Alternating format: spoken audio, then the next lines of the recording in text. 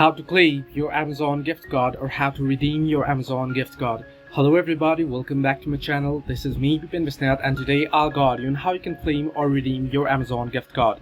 Well, the process itself is pretty simple and easy, so let me guide you through. In order to redeem or claim your Amazon gift card, you'll have to hit into the redeem your gift card option. To do so, you can head over to your browser, and on the browser you want to search in redeem Amazon gift card like I've done so on the browser. Once you do so, you'll get the very first link, redeem a gift card Amazon customer service. You can tap on it. Once you tap on it here, you can see to redeem a gift card, find the claim code.